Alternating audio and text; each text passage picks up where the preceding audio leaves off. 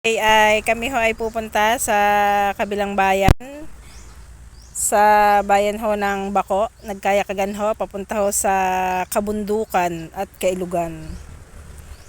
Yan, kung inyo makikita guys, ang dinadaanan ho namin yan ay binabagtas ang Dulangan 1, 2, 3, areho ang daan papuntang Heden Paradise, Lantuyan at mga Kambal Bato.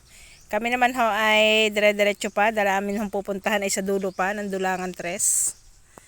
Yan guys, yan pala hong daang yan ng Dulangan 3 ay diretso hong paitan sa ilog. Sa ilog ho ng paitan nauhan, ika nga ho ay magkanugnog bayan ang nauhan ho at Bako. Ang pagitan lang ho ay ilog. Yan hong dinadaan ng mga saging yan, yan ho ang papunta ng ilog. Kami ho ay dumiretso na. Pagkarating ho doon sa bahay namin pupuntahan ay dumiretso ho muna ng ilog at hapon na daw ho ay magliligo. Yan ho guys, ang kabilang daigdig. Areho ay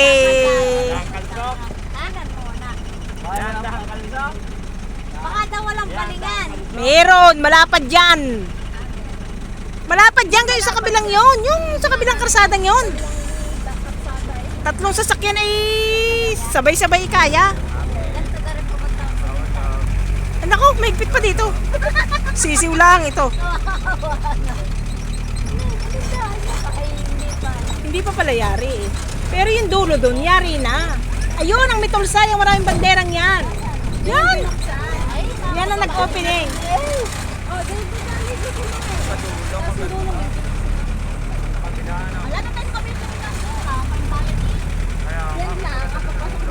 Ang paitan, doon pa sa dulo. Atasa naman na hindi liguan. Doon pa sa dulo. Sa dulo pa, hindi ko ano pa ang paitan. Yung dulo, ari mitulsa. Magkatabi lang yan, mitulsa at paitan.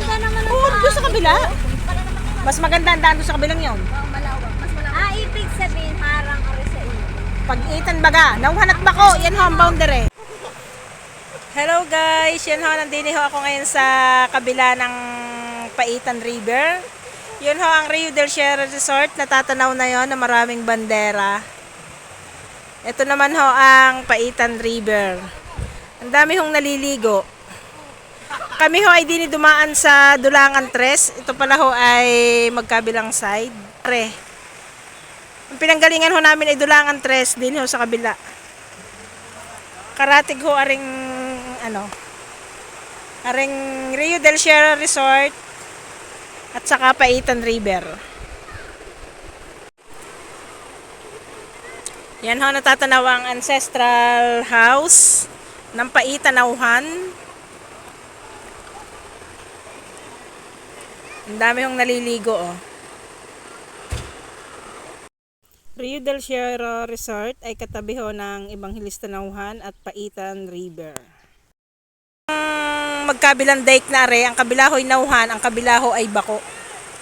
Dulangan 3, Bako. Itong kabilang dike na ito. Yung kabilang daang dike na yon ay Paitan, Mitolsa, Evangelista. Lagaslas ng tubig na malamig. Yan ho ay galing falls. Tubig na yan. Yan. Ang dami hong naliligo.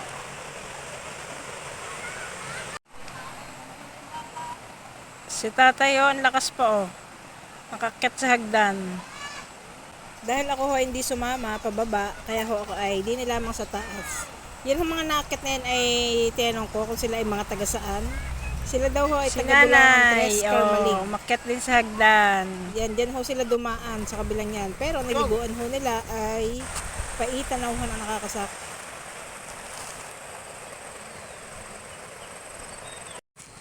Guys, ako ho'y nainip sa aking mga kasama, kaya ako ho ay maghihikap-hikap muna din eh. Sa kabilang kabilang dike. Doon. Yon.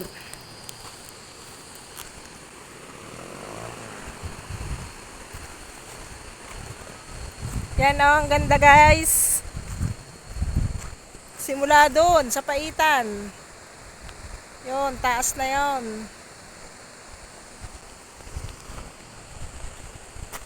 Isipin nyo, rin magkabilang daik na rin, kaliwat kanan, ay daik ng Bako at Nauhan.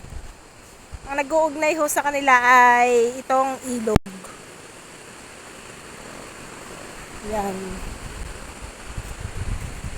Pumunta ako dun sa tapat ng Rio del Sierra Resort, Mitolsa. Yan ang maraming bandera na yon. Mga kamagbubukid. Dini muna ha, sa Kailugan. Ang inyong kamagbubukid. Wala ka hong maririnig din eh, kundi lagaslas ho ng tubig ng ilog na galing kabundukan. Yan, ang ilog na yan. Pakinig niya. Lagaslas lang ho ng tubig. Ang maririnig. Dini pala ho sa paitan ay meron na rin hong entrance. 10 pesos. Ayun, ang mga kasama ko, naiwan doon. Maakit sila. Yan o. Yan ho, may naliban. Si ate at si kuya.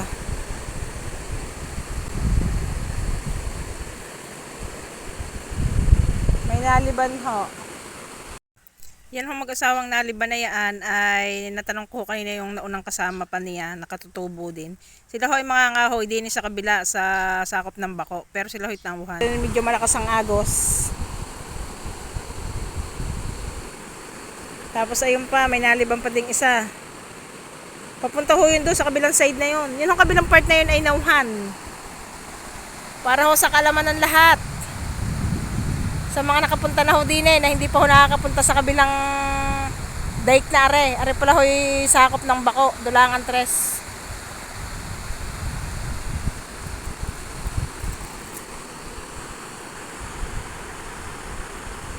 Go ate! Kaya mo yan! May hagdan ho dun sa part na yun, oh. Ayun, may hagdan sa kabilang yun.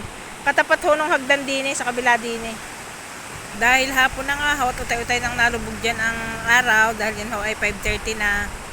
Yun ang mga kasama ko ay nag-uho na ng ilog. Oh. Hindi pa makaliban yung dalawa oh. At kami ho ay mag-uuwian na din.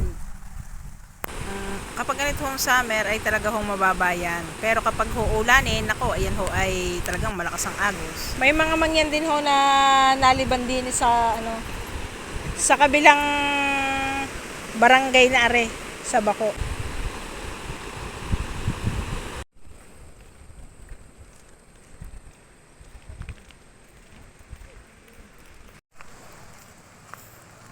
Yan ho guys, mga kamagbubukid. Ang Rio del Sierra.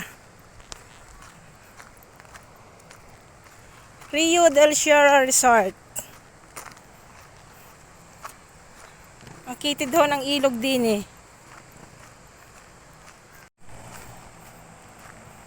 Yan ho. Nilakad ko lang ho yan guys.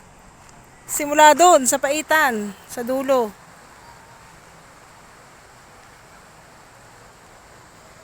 Pupunta ho din eh. Sa Rio del Sierra. Rio del Sierra Resort. Ilog sa kabundukan.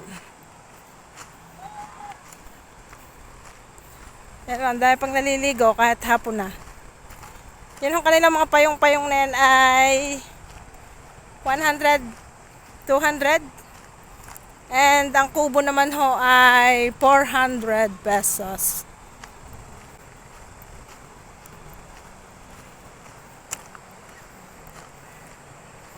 Yan ho, ang daming naliligo. Kung kami ho ay dun dumaan sa Biga, sa kabila, nandini ho kami. Sa kabilang dike na yon. Ay kami hindi dumaan sa Bako. Dulangan 3, kaya kami nasa kabilang dike na re na Bako.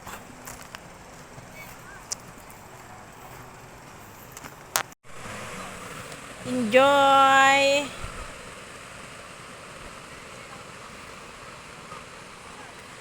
Enjoy sila. Tanggal ang init sa lamig ng tubig.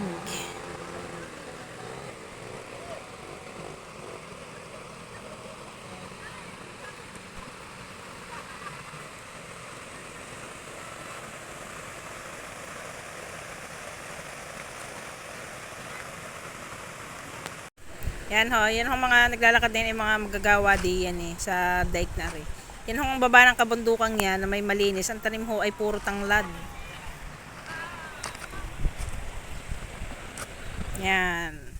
Sumakay na ho ako dyan ng sasakyan. Ako ay dinaanan na nila at kami ho ay binabagtas na ang papuntang gubat-gubat na naman para ho makalabas ng Dulangan 3. Ang dadaanan ho ay mga gubat, pakuan, at saka nyugan. Pagbabaho ng dike na are, din ho sa kabilang side ay Dulangan 3. Tapos, dadaan ho kami ng Dulangan 2, Dulangan 1, labas ho ng 12, diretso hong Santa Isabel, labas ho ng highway. Yan guys, kaya kami may nakikita mga tao-tao din sa dike. Ayun ho, ay yung mga magtatrabaho nung dike. Meron ho silang banghouse dyan sa left side. Kapag ito ho ay nayari at nalagyan ng mga solar light, ay napakaganda ho ng dike na ito.